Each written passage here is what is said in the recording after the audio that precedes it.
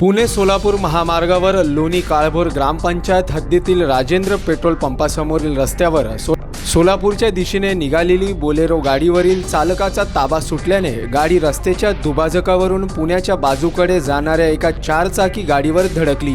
ही घटना रविवारी संध्याकाळी घडली आहे। या अपघातात 3 जण गंभीर जखमी झाले असून एकाची परिस्थिती गंभीर आहे।